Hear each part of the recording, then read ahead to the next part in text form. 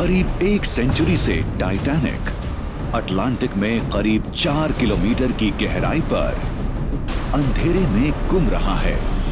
लेकिन अब एक नई इन्वेस्टिगेशन के जरिए आप इस मलबे को यूं देखेंगे जैसे अटलांटिक का पूरा पानी निकाल दिया गया हो। टाइटैनिक को देखिए एक बिल्कुल नए रूप में। हम नजर डालेंगे इससे जुड़े एकदम नए और अहम सबूतों पर जिन्हें आपने पहले कभी नहीं देखा होगा। चाहे इसे समुद्र की तली में मौजूद बड़े बड़े गड्ढों से नुकसान हुआ हो या फिर आइसबर्ग से, साइंटिस्ट्स की एक टीम एकदम नए टूल्स और टेक्नोलॉजी के जरिए इस हादसे से जुड़ी पुरानी मिस्ट्रीज का जायजा ले रही है और शायद इससे टाइटैनिक की दास्तान को दोबारा लिखा जा सकेगा। यहाँ आपको टाइटैनिक का मलबा यूं नजर आएगा जैसे समुद्र का पूरा पानी निकाल दिया गया हो, यानी एकदम नई शक्ल में।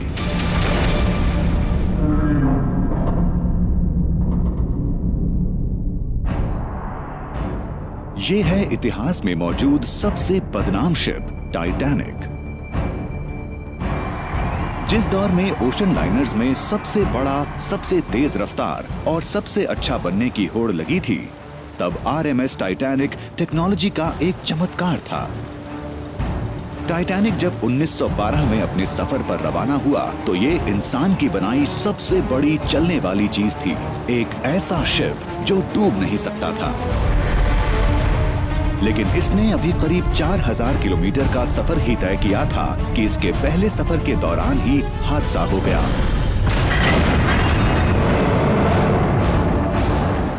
1500 मुसाफिर और क्रू मेंबर्स समुद्र की बर्फीली गहराइयों में समा गए। 1 सेंचुरी बीत चुकी है, लेकिन अब भी हमें उस रात का किस्सा सही मालूम नहीं कि ये कैसे टूटा और कैसे डूबा। सैकड़ों पैसेंजर्स और क्रू इस हादसे के गवाह बने और जिंदा भी बचे। इसके बावजूद बहुत से ऐसे सवाल हैं जिनके जवाब नहीं मिल पाए। हमारे पास बहुत सारी हिस्टोरिकल इंफॉर्मेशन है, लेकिन अक्सर इन हिस्टोरिकल अकाउंट्स में सही इंफॉर्मेशन नहीं होती है। यहाँ तक कि टाइटैनिक को डूबता देखने वालों के बयान भी अलग अलग हैं कि ये कैसे डूबा। तो ऐसे कुछ सवालों के जवाब ढूंढने का सबसे अच्छा तरीका है साइंस का इस्तेमाल करना। एक्सप्लोरर्स को टाइटैनिक का मलबा सबसे पहले सितंबर 1985 में मिला।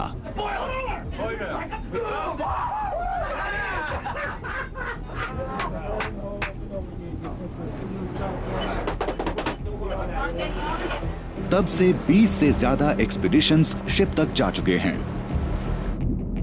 समुद्र में 4 किलोमीटर की गहराई पर मौजूद ये जगह चांद की सतह जितनी ही अनजान है। एक्सप्लोरर्स की हेडलाइट्स में टाइटैनिक का हल एक बार में कुछ ही मीटर तक दिखाई देता है। आज तक कोई भी न तो पूरे मलबे को और न ही इस साइट के किनारों को देख पाने में कामयाब हुआ है। बीते वक्त में उस दौर की टेक्नोलॉजी के जरिए टाइटैनिक को समझना कुछ ऐसा ही था जैसे कि कोई कार किसी 10 मंजिली बिल्डिंग जितनी ऊंचाई पर हो, उसकी खिड़कियों के शीशे साफ ना हो और उसमें से मैनहट्टन शहर का मैप बनाने की कोशिश की जाए। एकदम अंधेरा हो और आप एक फ्लैशलाइट से शहर को देखने की कोशिश कर रहे हो। यानी ये बहुत ही चैलेंजिंग रहेगा। इस अंधेरे में आज भी इस हादसे को समझने से जुड़े अहम सुराग मौजूद हैं। लेकिन अब साइंटिस्ट्स की एक टीम इस सब को बदलने की तैयारी में है, जिसे पैसा मिल रहा है इस मलबे के legal steward RMS Titanic Inc से। अब पहली बार टाइटैनिक को दिन की रोशनी देखनी नसीब होगी। टाइटैनिक मैपिंग प्रोजेक्ट नाम की एक बहुत बड़ी हाईटेक इन्वेस्टिगेशन के जरिए ये जानने की कोशिश की जा रही है कि टाइटैनिक कैसे और क्यों डूबा। इसका मकसद है मलबे के हर हिस्से को स्कैन करने के लिए कटिंग एज सोनार मैपिंग टेक्नोलॉजी का इस्तेमाल करना और टाइटैनिक का एक सटीक डिजिटल मॉडल बनाना जो समुद्र की तली में पड़ा हुआ है। इससे हासिल डेटा के जरिए तो जैसे हम समुद्र के पानी को उसकी जगह से हटा पाएंगे, यानी हम अटलांटिक महासागर के खरबों गैलन पानी को निकालकर 4 किलोमीटर की गहराई तक पहुंचकर अनसिंकेबल टाइटैनिक को दिखा पाएंगे। यहां हमें ये नजर आएगा समुद्र की सूखी तली में, लेकिन गहरे सागर की स्कैनिंग करना आसान नहीं होता। ऑटोनोमस अंडर वाटर व्हीकल्स यानी AUVs को 3600 मीटर की गहराई तक पानी में उतरना होता है। टाइटैनिक पर काम करना बहुत ही मुश्किल है। ये खतरनाक है, ये बहुत ही खतरनाक जगह है। इन्वेस्टिगेटर्स AUVs को प्रोग्राम करते हैं ताकि वो मलबे के सिर्फ 10 मीटर ऊपर तक फ्लाई कर सके। फिर under water drone signal fire करके ऊंचाई में मौजूद फर्क को एकदम सटीक ढंग से नापते हैं। वो मलबे और समुद्र की तली में कुछ यूं चलते हैं जैसे किसी बड़े से लॉन की मूविंग हो रही हो। हर पास के दौरान 50 मीटर चौड़ी पट्टी को स्कैन करके लाखों डेटा पॉइंट्स इकट्ठे किए जाते हैं। इसके बाद टीम एक ROV यानी केबल से जुड़ी एक रिमोट कंट्रोल्ड सब को डिप्लॉय करते हैं ताकि मलबे के हर पॉइंट के हजारों डिजिटल इमेजेस को कैप्चर किया जा सके। रोजाना ये व्हीकल तली में मौजूद मलबे के बारे में नई नई जानकारियां लेकर आते थे। बहुत सारे नए डेटा सतह पर पहुंच रहे हैं। अब तक 160 घंटे से ज्यादा की वीडियो मिल चुकी हैं। कुल मिलाकर 37 टेराबाइट डेटा। लेकिन इस सब को देखने में वक्त लगेगा। अगले हफ्तों के दौरान बहुत से कंप्यूटर रॉ डेटा को एनालाइज करते हैं और लाखों सोनार पॉइंट से मलबे का एक पेचीदा मॉडल बनाते हैं। मुझे याद है कि हम शुरू में कंप्यूटर के आसपास बैठकर 3D लेयर को बना रहे थे। हम बो को और स्टर्न को बड़ी डिटेल से देख रहे थे। हम सबकी नजरें स्क्रीन पर थीं। इस सारे डेटा को पहली बार देखकर हम वाकई बहुत बहुत हैरान थे। इसी दौरान विजुअलाइजेशन एक्सपर्ट बिल लैंग ने मलबे की हजारों अलग अलग तस्वीरों को आपस में जोड़ना शुरू किया। ये काम पूरा करने में उन्हें और वुड्स होल ओशियनोग्राफिक इंस्टीट्यूशन की उनकी टीम को 6 महीने लग गए। ये काम बहुत लंबा और मुश्किल था। ऐसे 200 से ज्यादा दूसरे मोज़ाइक्स थे जिन्हें हमने साइट इंटरप्रिटेशन और फ्यूचर आर्कियोलॉजिकल वर्क के लिए तैयार किया था। इस अल्ट्रा हाई डेफिनेशन इमेजरी और 3D स्कैन की मदद से अब टाइटैनिक की एक नई तस्वीर नजर आने लगी है। एक ऐसा मलबा जो 1 सेंचुरी से ज्यादा वक्त तक अंधेरे से घिरा रहा।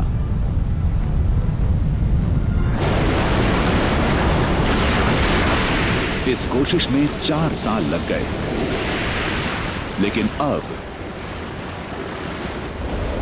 हम एक अनोखे लैंडस्केप को आपके लिए पेश कर सकते हैं। अब हम अटलांटिक को खाली कर सकते हैं। समुद्र में करीब 4 किलोमीटर की गहराई पर स्टील की ऊंची ऊंची दीवारें मौजूद हैं। एक बार फिर इसके डेक्स पर धूप पड़ रही है और इस हादसे के बेहिसाब सुराग सामने आने लगे हैं। ये है टाइटैनिक का पानी से बाहर निकला मलबा।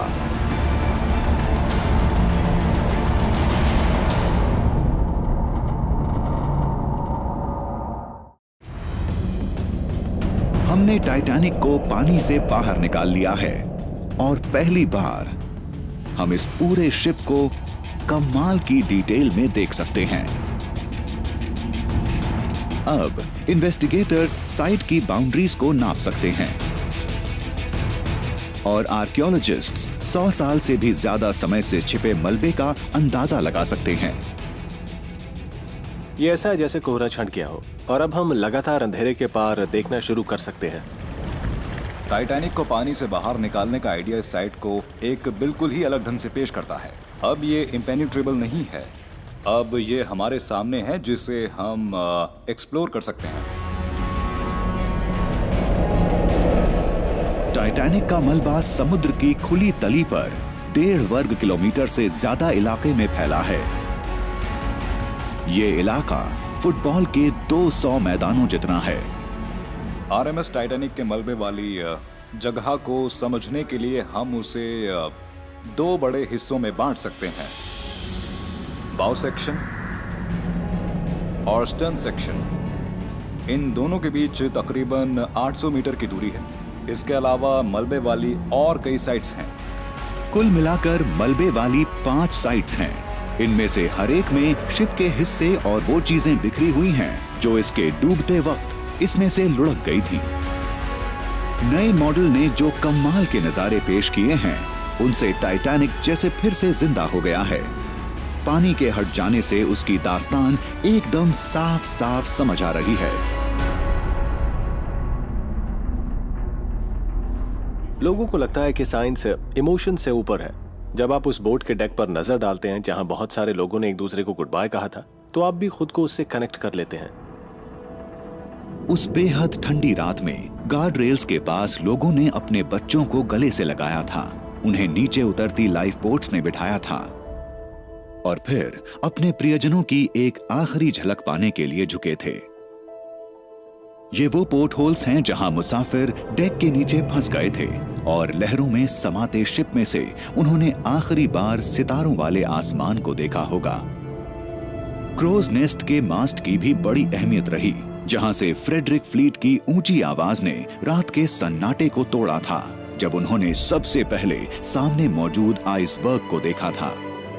टाइटैनिक के 8.5 टन वजनी एंकर आज भी अपनी जगह हैं और 1 सेंचुरी से भी ज्यादा समय बाद पहली बार धूप में चमक रहे हैं।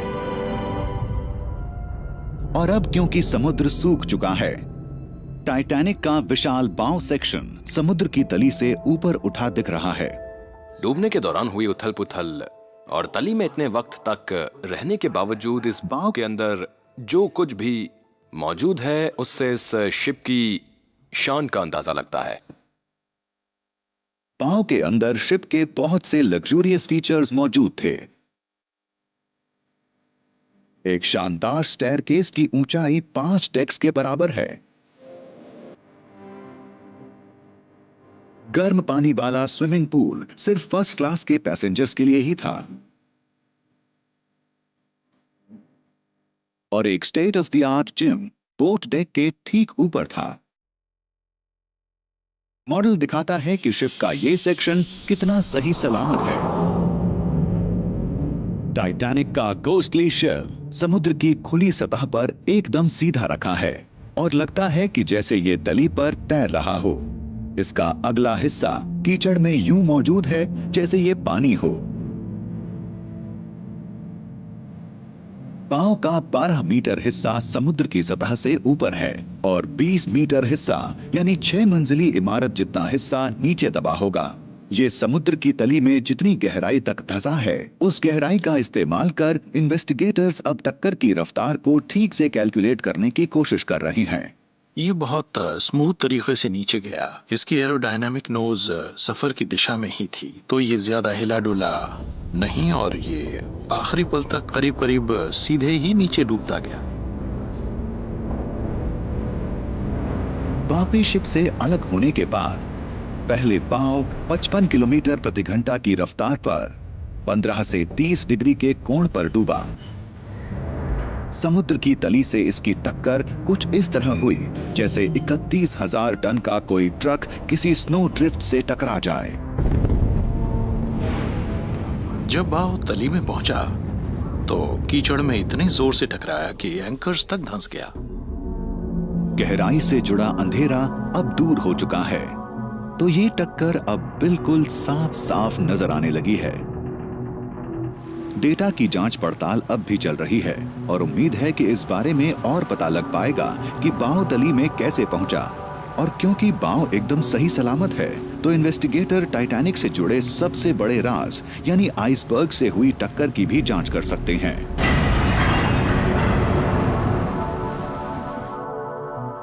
उन्नीस 1912 में जो ऑफिशियल एक्सीडेंट रिपोर्ट आई, उसमें शिप की दाईं साइड 100 मीटर कट गई थी, जिससे उसके पूरे हल का 1/3 से ज्यादा हिस्सा बर्बाद हो गया था।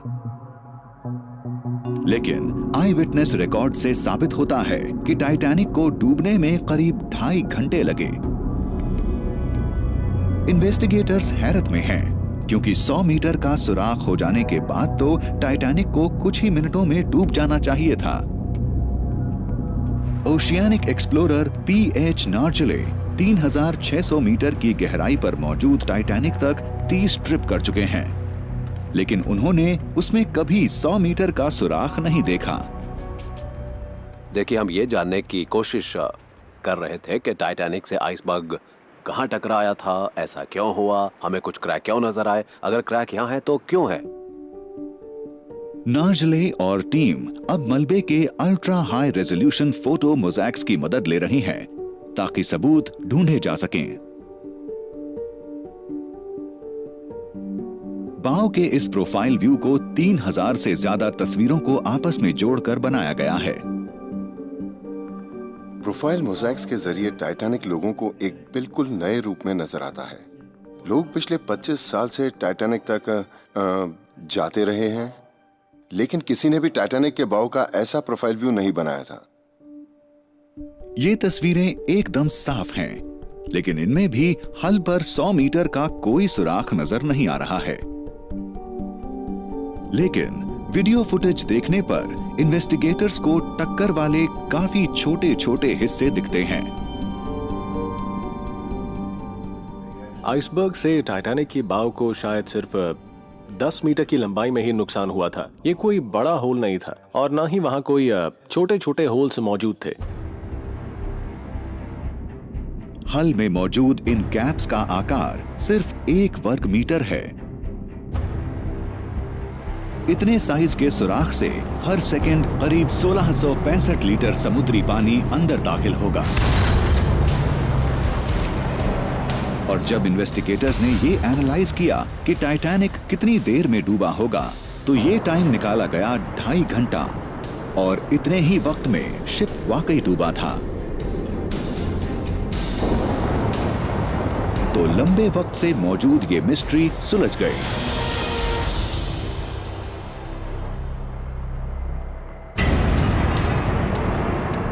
जांच पड़ताल से ये साफ हो गया कि उस बड़े से सुराख की बात कोरी कल्पना थी, और आइसबर्ग ने वाटर लाइन के नीचे छोटे छोटे सुराख ही बनाए थे, लेकिन वो टाइटैनिक को डुबोने के लिए काफी थे। लेकिन टीम के सामने एक और भी बड़ा सवाल खड़ा हो गया है, जिस पर हमारा नया मॉडल रोशनी डाल सकता है। शिप कब और कहां बीच में से आधा टूटा, उसका बाव उसके स्टर्न से 600 मीटर की दूरी पर कैसे अलग हुआ? इस सवाल का जवाब अब हमारे सामने समुद्र के बिना पानी वाले तल पर टाइटैनिक के मलबे में मौजूद है।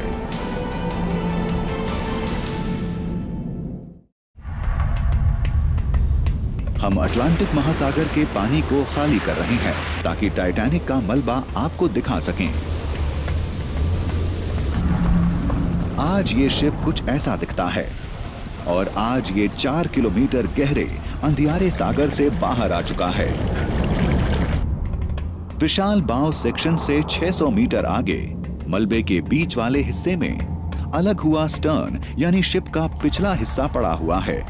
ये दूसरा सबसे बड़ा हिस्सा है, जिसकी लंबाई करीब 120 मीटर है। लेकिन ये बात फौरन साफ हो जाती है कि बाव के मुकाबले इसकी हालत एकदम अलग है। स्टर्न की हालत खराब है। यह ऐसा लगता है जैसे बिखर गया हो।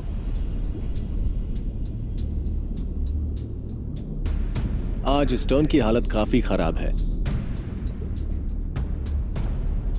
स्टर्न के धातु के बने कुछ बड़े पुर्जे आज भी ठीक ठाक हैं, जैसे कि 12 मीटर ऊंचे इंजन। इनमें से हर एक का साइज किसी बड़े घर जितना है। लेकिन हमारा बेहद डिटेल वाला मॉडल टूटे फूटे डेक्स को दिखाता है, जैसे ये आपस में टकरा गए हों। स्टील की भारी बीम स्ट्रॉस की तरह मुड़ी और टूटी हुई है। इसे देखकर मालूम करना मुश्किल है कि आखिर ये क्या है। मुझे तो ये समुद्र की तली में पड़े मेटल के बड़े बड़े टुकड़े लगते हैं, और इन्हें देखकर ये कह पाना मुश्किल है कि ये वाकई में शिप के ही टुकड़े हैं। तो इसकी हालत इतनी खराब क्यों है? इन्वेस्टिगेटर इस सवाल का जवाब जानने की कोशिश करते रहे हैं। स्टर्न वाले सेक्शन को समझना मुश्किल है क्योंकि ये पूरी तरह बिखर चुका है। लेकिन इस मॉडल के अंदर एक अहम सुराग मौजूद है और ये सुराग स्टर्न की इस हालत की वजह बता सकता है।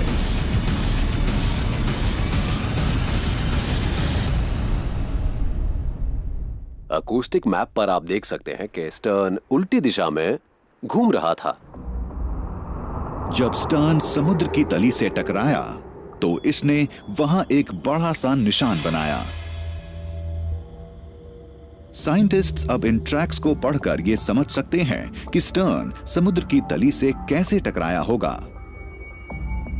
स्टर्न जब बॉटम से टकराया तो आप उसे बहुत अच्छी तरह देख सकते हैं। स्टर्न तब भी घूम रहा था और अगर आप पोर्ट साइड पर शिप के बॉटम को देखें तो पता चलता है कि उसी वक्त स्टर्न भी घूम रहा था। इन निशानों से इन्वेस्टिगेटर टक्कर की रफ्तार का अंदाजा लगा पा रहे हैं। पता चला कि स्टर्न पानी में 80 किलोमीटर प्रति घंटा की रफ्तार से डूब रहा था। समुद्र में इतनी तेजी से डूब रहे स्टर्न से जबरदस्त फोर्सेस पैदा हो रही थीं और उन्हीं की वजह से स्टर्न को इतना नुकसान पहुंचा।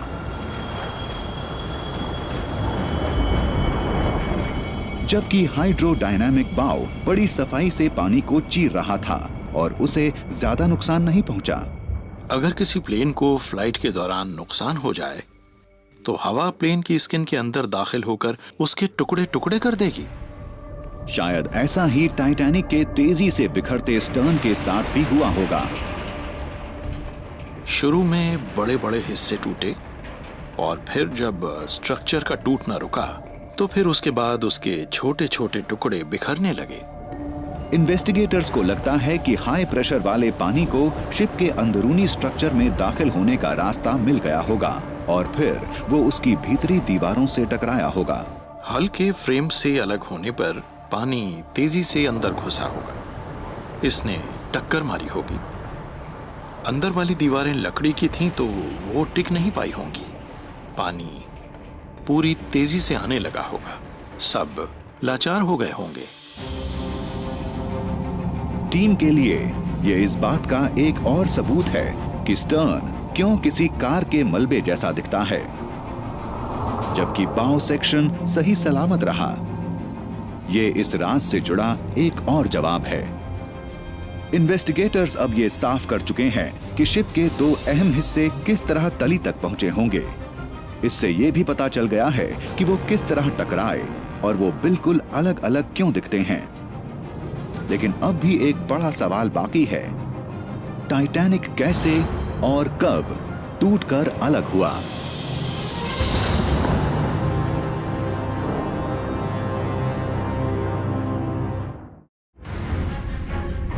कटिंग एज टेक्नोलॉजी के जरिए हम अटलांटिक महासागर को खाली करके टाइटैनिक के डूबने वाली जगह पहुंच गए हैं। 100 साल तक अंधेरा झेलने के बाद इसके डेक एक बार फिर धूप का सामना कर रहे हैं। बाव और स्टर्न के बीच बहुत सारा मलबा मौजूद है जो सैकड़ों मीटर इलाके में फैला है। इन्वेस्टिगेटर्स ने ऐसा मंजर पहले कभी नहीं देखा है। टाइटैनिक कैसे और क्यों टूटकर बिखरा, इस रहस्य को सुलझाने में हर टुकड़ा एक सुराग साबित हो सकता है। बरसों तक ये थियोरी सुनने में आती रही कि ये सतह पर ही टुकड़ों में टूट गया था। जब बाव पानी में डूबने लगा तो स्टर्न हवा में ऊपर उठ गया और इसका अपना अनसपोर्टेड वजन इसके लिए बहुत ज्यादा हो गया और इससे शिप बीच में से टूट गया।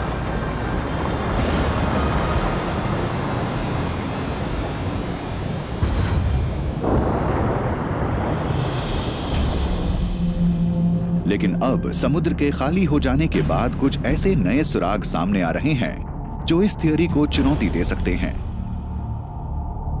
समुद्र की तली पर मलबा जिस तरह से गिरा उस पर नजर डालकर इन्वेस्टिगेटर्स ये जान सकते हैं कि ये शिप किस तरह गिरा होगा।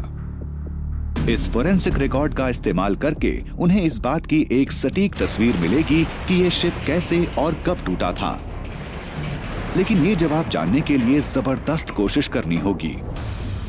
टीम को पानी के नीचे वाले तमाम नए डेटा को स्कैन करके ज्यादा से ज्यादा चीजों को पहचान कर उनकी टैगिंग करनी होगी और समुद्र की तली से चीजों का एक विशाल डिजिटल मैप भी बनाना होगा। इसमें उन करीब 5000 चीजों की पोजीशन भी शामिल हैं जिन्हें पहले वाले एक्सपीडिशंस के दौरान मलबे से हासिल किया गया है।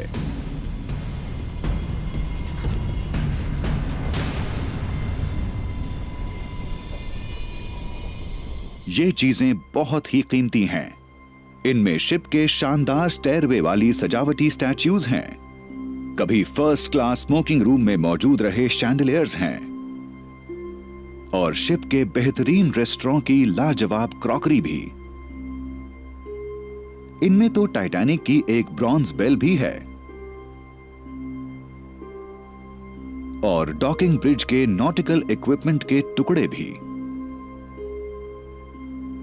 ऐसी हर कीमती चीज एक बहुत अहम डेटा है जो शिप के टूटने के ढंग के बारे में नई जानकारी दे सकती है। एक इम्पोर्टेंट इंफॉर्मेशन ये है कि इस साइट की रीमैपिंग से जो पैटर्न उभर रहे हैं वो पहले वाले मॉडल से बिल्कुल भी मेल नहीं खाते हैं। इस काम को पूरा होने में कई साल लगेंगे। इन चीजों में coffee cup, dinner plate, chandeliers के टुकड़े और डेक बेंचेस वगैरह हैं। इसमें शिप की बहुत सारी चीजें हैं और साथ में पर्सनल सामान भी है। मैप पर मौजूद हर डेटा पॉइंट अपने आप में एक कहानी है जो किसी इंसानी जिंदगी को रिवील करती है। इन लोगों की अपनी एक जिंदगी थी, इनसे प्यार करने वाले लोग थे, ऐसी फैमिलीज थीं जो उस रात के हादसे से बुरी तरह अफेक्ट हुई। कुछ चीजें तो बहुत ही निजी हैं, जैसे कि कोई डेलिकेट ज्वेलरी जो कभी किसी के गले को सजाती होगी। परफ्यूम की बॉटल्स मिली जिनमें कीमती परफ्यूम्स अब भी मौजूद हैं। जमीन पर बिखरी ये चीजें खूबसूरत भी दिखती हैं और देखने वालों के जज्बात को भी जगाती हैं। ये जगह उस हादसे को दिखाने वाली दास्तान है। कई साल की रिसर्च के बाद अब एलेक्स क्लिंगलहॉफर कुछ चीजों को कुछ खास लोगों के साथ जोड़ पाने में कामयाब हुई हैं। ये एक पॉकेट वॉच है, एक ओपन फेस स्टाइल वॉच। इसमें सुइयां अब भी हैं। ये शायद पानी में डूबने के बाद रुक गई थी। ये घड़ी मलबे के बीच इस जगह से मिली थी, स्टर्न से साउथ ईस्ट में करीब 330 मीटर की दूरी पर। ये थॉमस विलियम सोलोमन ब्राउन की है। वो साउथ अफ्रीका के एक होटलियर थे और अपनी फैमिली के साथ अमेरिका के वेस्टर्न पार्ट में एक नई शुरुआत करने जा रहे थे। वो तो जिंदा नहीं बचे, लेकिन उनकी पत्नी और बेटी एडिथ बच गईं।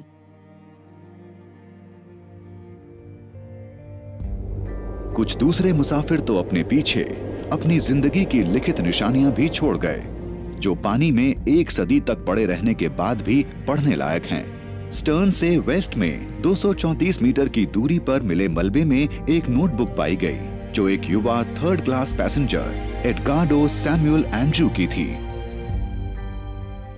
उनकी उम्र 17 साल की थी। उनके सामान में हमें स्कूल बुक्स मिली। आप अब भी इसमें उनकी लिखावट देख सकते हैं। हालांकि पेजेस पर काफी धब्बे हैं। उन्होंने पेंसिल से लिखा था और ये लिखावट पढ़ने में आ रही है। शायद वो अपने नाम को सही ढंग से लिखने की प्रैक्टिस कर रहे थे। यानी आप जान पाते हैं कि ये लड़का अकेला ही थर्ड क्लास में अमेरिका जा रहा था। एडगार्डो अपने लिए एक बेहतर जिंदगी की उम्मीद कर रहे थे, उन बहुत से इमिग्रेंट्स की ही तरह जो सफर करके न्यू वर्ल्ड जा रहे थे। बदकिस्मती से एडगार्डो इस सफर में जिंदा नहीं बचे। शायद इसीलिए ये चीज दिल को इतना छूती है, क्योंकि ये उनकी आखिरी लिखावट है। उन्होंने स्कूल की पढ़ाई खत्म कर ली थी, अपनी स्कूल बुक्स इस सूटकेस में रखी थी और अमेरिका रवाना हो गए थे।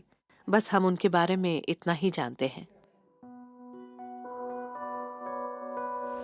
ऐसी और भी कई चीजें हैं जिनकी और जांच पड़ताल ये टीम करना चाहती है। इनमें से कुछ चीजें इस ट्रेजेडी के इंसानी पहलू का खुलासा भी कर सकती हैं। अक्सर ही हिस्ट्री आम लोगों को गुम ही कर देती है। हम सभी का आखिर में यही अंजाम होता है। लेकिन आर्कियोलॉजिकल साइट्स हमें इस भूल को सुधारने का मौका देती हैं। अब इन्वेस्टिगेटर्स इस घोस्टली जगह को एक आर्कियोलॉजिकल साइट मानने लगे हैं, तो इसके जरिए ये लोग टाइटैनिक की दास्तान को आने वाली पीढ़ियों के लिए बचा पाएंगे। हर बेशकीमती आर्टिफैक्ट ट्रैजिक स्टोरीज का एक हिस्सा है और साथ मिलकर अब ये एक तस्वीर बनाती हैं। मलबे वाले इस इलाके की मैपिंग पूरी हो जाने से अब इन्वेस्टिगेटर्स वो अहम जवाब दे पाएंगे जिसका वो लंबे समय से इंतजार कर रहे थे, यानी टाइटैनिक कब और कैसे टूटा था।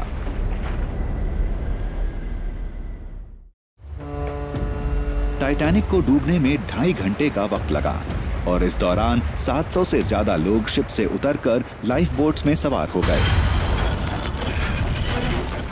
जिंदा बचने वाले इन सैकड़ों लोगों ने शिप को डूबते देखा। फिर भी ये बात अब तक साफ नहीं है कि ये शिप कैसे और कब टूटकर 2 टुकड़े हुआ। इस बात को लेकर अब भी अलग अलग थ्योरीज और आर्ग्यूमेंट्स मौजूद हैं कि शिप के 2 टुकड़ों में टूटने पर आखिर हुआ क्या था।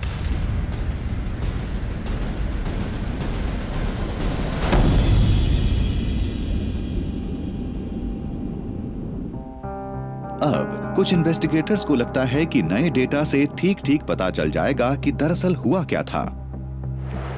हाल के सालों में इंपॉर्टेंट थियरी ये रही है कि टाइटैनिक तब 2 टुकड़े हुआ था जब वो सतह पर ही था। कुछ आई विटनेसेस ने हमें बताया है कि डूबते वक्त टाइटैनिक का स्टर्न पानी में ऊपर की तरफ उठ गया था।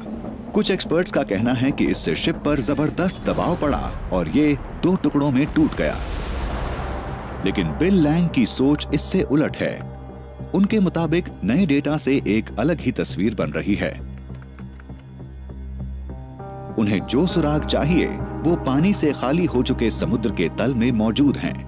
अनुभवी बिल जानते हैं कि मलबे वाली जगह मिले पैटर्न्स का एक खास सिलसिला है। क्राइम सीन वाली जगह मौजूद खून के छींटों की तरह ये एक किस्सा बयान करते हैं। अब ये मलबा क्योंकि पहली बार रोशनी में है और इसके हर हिस्से की स्कैनिंग और एनालिसिस हो चुका है, तो वो जान सकते हैं कि टाइटैनिक आखिर डूबा कैसे। अब हमें इस बारे में काफी ज्यादा जानकारियां मिलेंगी कि शिप के डूबने के बाद उसके साथ हुआ क्या। ये करीब 4 किलोमीटर का फासला तय करके समुद्र की तली तक पहुंचा और डेटा शायद हमें यह बताएगा कि टाइटैनिक के टूटने के दौरान उसके साथ हुआ क्या था। बिल को समुद्र की बिना पानी वाली सतह की तस्वीरों में पहली बार एक अहम सबूत नजर आ रहा है। मलबा बहुत बड़े इलाके में फैला है। नया सर्वे साइट की सटीक मैपिंग करता है और पहली बार इन्वेस्टिगेटर्स इसके सही डायमेंशंस को देख सकते हैं और उन्हें इस साइज की उम्मीद नहीं थी। शिप की साइज को देखते हुए ये साइट ज्यादा बड़ी नहीं है। ये शिप करीब 305 मीटर लंबा था और मलबा सिर्फ 5 वर्ग किलोमीटर में फैला है। ये काफी हैरानी की बात है। अगर शिप सतह पर ही 2 हिस्सों में टूट जाता तो बिल के मुताबिक मलबा कहीं ज्यादा बड़े इलाके में फैला होता। ये पानी में कई किलोमीटर नीचे तक पहुंच गया। ये बात देखते हुए बिखरी हुई चीजें काफी छोटे इलाके में हैं। शिप पानी में जितनी ज्यादा गहराई पर जाकर अलग होगा, गिरते मलबे को फैलने के लिए उतनी ही कम दूरी मिलेगी और समुद्र के तल में पैटर्न उतना ही कॉम्पैक्ट होगा। ये आर्गुमेंट एकदम सीधा साधा है और बिल को लगता है कि ये इस बात का सबूत है कि शिप पानी में काफी गहराई पर जाकर 2 हिस्सों में टूटा, सतह पर नहीं। कम इलाके में मलबा फैलने की उन्हें यही वजह लगती है। मेरे ख्याल से इस एनालिसिस से एक अहम बात यह सामने आई है कि शिप सतह के करीब और उतनी तेजी से नहीं टूटा होगा जैसा कि माना जाता रहा है। और जब इस थियरी की तुलना आई विटनेस से की जाती है तो और सबूत मिलते हैं। शिप को 3 जिंदा बचने वाले ऐसे लोगों ने टूटते देखा जो एफ्ट बोर्ड डेक पर मौजूद थे। उनके मुताबिक फनल्स शिप से टूटकर गिर रही थीं। लेकिन शिप में इसके अलावा कोई नुकसान नहीं हुआ था और ये 2 हिस्सों में तो बिल्कुल नहीं टूटा था। आखिरी सबूत पर पहुंचने से पहले बिल और पूरे देश में मौजूद उनके साथियों को अभी बहुत कुछ करना है। लेकिन उनके मुताबिक इस सबूत को एक्सप्लेन करने का और कोई तरीका नहीं है। उनके मुताबिक एक बात तो पक्की है, सतह पर रहते हुए टाइटैनिक के 2 टुकड़े नहीं हुए थे। नई पावरफुल थियरीज के बल पर अब इस इन्वेस्टिगेशन के अच्छे नतीजे निकलने लगे हैं। एक्सपीडिशन से मिले ढेर से डेटा के जरिए समुद्र को पानी से खाली करके हमें एक नया व्यू मिला है और हमें ऐसे सुराग दिख रहे हैं जो शायद दूसरों ने मिस कर दिए हों। इस हादसे की खास बातों ने मलबे पर या समुद्र की तली पर अपने निशान छोड़े हैं जिन्हें हम देख सकते हैं। ये सुराग टाइटैनिक से जुड़े आखिरी रहस्यों पर फोकस कर रहे हैं। लेकिन जहां इन्वेस्टिगेटर्स इस मलबे के इतिहास के बारे में बेहतर समझ हासिल कर चुके हैं, वहीं एक अहम राज का खुलासा अब भी होना है कि फ्यूचर में टाइटैनिक का क्या होगा।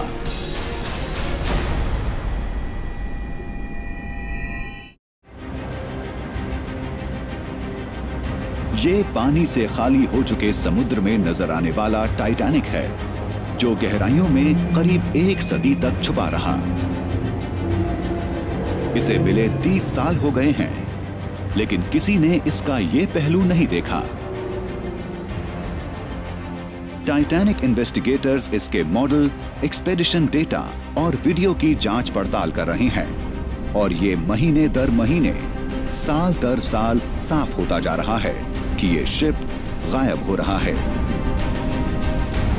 और वो भी एक्सपर्ट्स की उम्मीद से कहीं ज्यादा तेजी से। पीएच नाजले 3 दशक से इस मलबे तक जाते रहे हैं और इस दौरान उन्होंने इसमें एक बड़ा बदलाव देखा है। देखिए, डेक ए और डेक बी के बीच पहले 3 मीटर से ज्यादा दूरी थी, लेकिन अब ये घटकर 1.5 मीटर से 2 मीटर के बीच रह गई है और इसकी हालत दिन ब दिन खराब होती जा रही है। जल्दी ही सभी डेक एक दूसरे के ऊपर गिर जाएंगे और अंदर मौजूद तमाम चीजें हमेशा के लिए गुम हो सकती हैं। इन्वेस्टिगेटर्स जानना चाहते हैं कि ऐसा इतनी तेजी से क्यों हो रहा है। इतनी गहराई पर पानी में बहुत कम ऑक्सीजन होती है, तो ऐसे में मेटल में बहुत धीमे धीमे जंग लगना चाहिए। लेकिन एक्सपीडिशन फुटेज में शिप पर कुछ अजीब सी फॉर्मेशन नजर आ रही है जो जंग जैसी दिखती है। इन्वेस्टिगेटर्स ने इन्हें नाम दिया है रस्टिकल्स। मैं तो इनका साइज और कलर देख के ही हैरान हो गई। इनका कलर ऑरेंज और ब्राउन है, लेकिन जब आप इन्हें करीब से देखते हैं तो there are greens and purples and reds and yellows और सारे कलर्स रेनबो के। लैब में इन लोगों ने शिप से हासिल रस्टिकल के टुकड़ों का एक्सरे किया और इनमें जो मिला उसकी उम्मीद नहीं थी। ये कोई मामूली जंग नहीं है। इतने हार्ड लगने वाले शेल के अंदर जो मौजूद स्ट्रक्चर है वो बहुत नाजुक है। ये लाखों डक्ट्स, टनल्स और पैसेजवेज से भरे हैं। यहाँ बहुत सारी छोटी छोटी कैविटीज हैं और इनमें तरह तरह के न्यूट्रिएंट्स जमा हैं। टीम में मौजूद माइक्रोबायोलॉजिस्ट्स को बात साफ समझ आती है। ये रस्टिकल्स बनते हैं जिंदा जीवों से और टेस्ट करने पर उन्हें इस बात का यकीन हो जाता है कि ये जीव बैक्टीरिया हैं। हमें एक रस्टिकल के अंदर बैक्टीरिया की 5 अलग अलग कम्युनिटीज मिली हैं और इनके बाहरी हिस्से पर एक और कम्युनिटी मौजूद थी, और ये देखकर लगता है कि वाकई में बहुत ही कॉम्प्लेक्स मैटर है। इन लोगों को पता चला कि इनमें से कुछ जीव एनारोबिक बैक्टीरिया हैं जिन्हें जिंदा रहने के लिए ऑक्सीजन नहीं चाहिए। इसके बजाय अपनी एनर्जी सप्लाई के लिए ये शिप के मेटल से आयरन और मिनरल्स चुरा लेते हैं। बेहद छोटी पिरानास के किसी झुंड की तरह ऐसे अरबों बैक्टीरिया इस मलबे को खाए जा रहे हैं।